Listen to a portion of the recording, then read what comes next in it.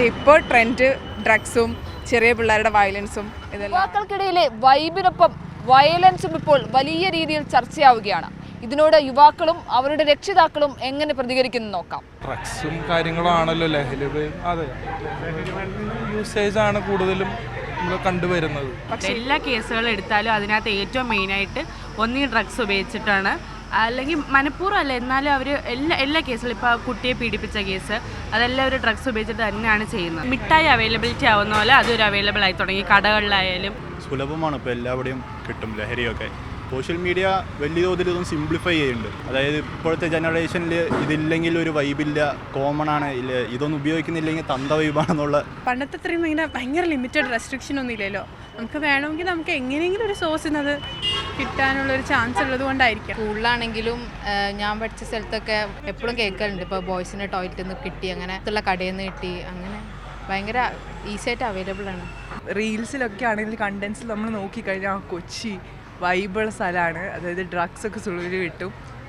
കുറേ ന്യൂജൻ വേർഡ്സും ഇവർ ക്രിയേറ്റ് ചെയ്തിട്ടുണ്ടല്ലോ ഇതിന്. എറണാകുളത്തുള്ളവർ തന്നെയല്ല, പല ഭാഗങ്ങളിലുള്ളവർ എറണാകുളത്ത് അതൊരു ബാംഗ്ലൂർ കേന്ദ്രം എന്ന പോലെ കൊച്ചി ഒരു കേന്ദ്രമാക്കി പ്രവർത്തിക്കുന്നതാണ്. അല്ല, കൊച്ചിയിലുള്ളവർ എല്ലാവരും ഡ്രഗ്സ് അടിക്കുന്നവരല്ല. മാർക്കൊക്കെ നല്ല പടമാണ്, പക്ഷെ വയലൻസ് ഇപ്പോൾ സപ്പോർട്ട് ചെയ്താണ്. ഫിലിമാണെങ്കിലും ഇൻസ്റ്റഗ്രാം റീൽസ് ആണെങ്കിലും സിനിമകളാണെങ്കിലും ഗെയിം ആണെങ്കിലും വയലൻസ് അല്ലേ കൂടുതൽ എല്ലാവരും ആഗ്രഹിക്കുന്നത്.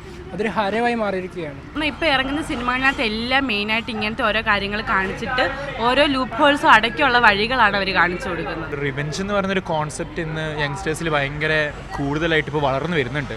അതിപ്പോൾ ഇപ്പോഴത്തെ പലതിൽ ഇപ്പോൾ ട്രെൻഡിങ് ആയിട്ട് നിൽക്കുന്ന ഒരു സംഭവം. ഇപ്പോൾ ഈവൻ മൂവീസ് തന്നെ എന്താ പറയുക, ഇപ്പോൾ ലേറ്റസ്റ്റ് ഇറങ്ങിയ മൂവീസ് തന്നെ നമ്മൾ നോക്കിയാൽ റിവെഞ്ച് എന്ന് പറയുന്നത് ഒരു വലിയ ഹീറോയിസമായി കാണിക്കുന്ന ഒരു കാലഘട്ടമാണ്.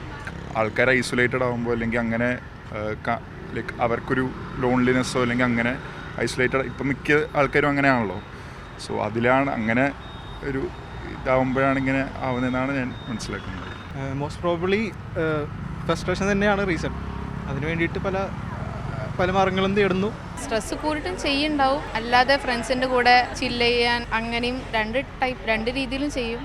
വെസ്റ്റേൺ കൾച്ചറിൻ്റെ ഓവർ ഇൻഫ്ലുവൻസ്, അതായത് അതിൻ്റെ നല്ല ക്വാളിറ്റീസ് ഒന്നും എടുക്കാതെ അവർ ഷോക്കേസ് ചെയ്യുന്ന കുറേ ഇപ്പോൾ മർഡർ ആയാലും അങ്ങനെയുള്ള ഒരുപാട് എക്സ്ട്രീമിസ്റ്റ് ആക്ടിവിറ്റീസൊക്കെ കണ്ടിട്ട് അതിൽ ഇൻഫ്ലുവൻസ്ഡ് ആയിട്ടാണ് ഇവരൊക്കെ ഇങ്ങനെ ചെയ്യുന്നതെന്ന് തോന്നുന്നത്. പിന്നെ പേരൻറ്റിങ്ങും ഇതിൽ വലിയൊരു ഘടകമാണ്. ഒരു മകൻ അച്ഛനെ വെട്ടിക്കൊന്ന ഒരു കേസുണ്ട്. അതിൽ ആ പേരൻസിന് അവൻ്റെ മുറിയിലേക്ക് എൻ്റർ ചെയ്യാൻ പോലും അവകാശം ഇല്ല എന്ന് പറഞ്ഞത്. അത് എന്തൊരു പേരൻറ്റിങ് ആണ് അവർ നടത്തി. ഇപ്പോൾ എൻ്റെ മോള് 8ാം ക്ലാസ്സിൽ പഠിക്കുന്ന കുട്ടിയാണ്. അപ്പോൾ അവൾ തന്നെ സ്കൂളിൽ പോകുമ്പോൾ 8ൽ പഠിക്കുന്ന ഒരു കുട്ടിയുടെ സ്കൂളിൽ ആൺകുട്ടികൾ തന്നെ അവൾ പറയും അവർ സിഗരറ്റ് വലിക്കണ്ടാകുമ്പോൾ കുട്ടികൾ അവിടെ നിന്ന് മാറി ഒരു സിസ്റ്റർമാർ നടത്തുന്നൊരിതാണ്. ടെൻഷനാണ്. കൂടുതൽ കുട്ടികളെ വീടിന് വെളിയിൽ പോകുമ്പോഴോ തന്നെ വളരെയധികം പേടി തോന്നുന്ന അവസ്ഥയിലാണ് ഇപ്പോൾ കുടുംബങ്ങൾ കഴിയുന്നത്. പ്രത്യേകിച്ച് ഈ മാതാപിതാക്കളെയൊക്കെ കൊല്ലുന്ന അവസ്ഥ വരുന്ന സാഹചര്യത്തിൽ ശരിക്കും ബുദ്ധിമുട്ട് അനുഭവിക്കുന്നത് മാതാപിതാക്കളാണ്. കുട്ടികൾ രാവിലെ സ്കൂളിൽ പോയി തിരിച്ച് വരുമ്പോൾ തന്നെ സമാധാനമുള്ളൂ. പാരൻസ് ആദ്യം ശ്രദ്ധിക്കണം വിദ്യാലയങ്ങളിൽ. കാരണം കുട്ടികൾ ഏറ്റവും കൂടുതൽ ചിലവഴിക്കുന്നത് വിദ്യാലയങ്ങളിലാണ്. എൻ്റെ മകളെ ഞാൻ സ്കൂളിൽ നിന്ന് വിളിച്ചുകൊണ്ട് വരികയാണ് ചെയ്ത് ഇപ്പോൾ വിളിച്ചുകൊണ്ട് വന്നോളൂ. കാരണം അവർ പുറത്തേക്ക് പോയി കഴിഞ്ഞാൽ പിന്നെ നമുക്ക് ടെൻഷനാണ്. അക്രമാസക്തരായിട്ടുള്ള കുട്ടികൾ, അതിന് വേണ്ടിയിട്ടുള്ള ബോധവൽക്കരണം നടത്തുമോ എന്തെങ്കിലുമൊക്കെ ചെയ്യേണ്ടി വരും.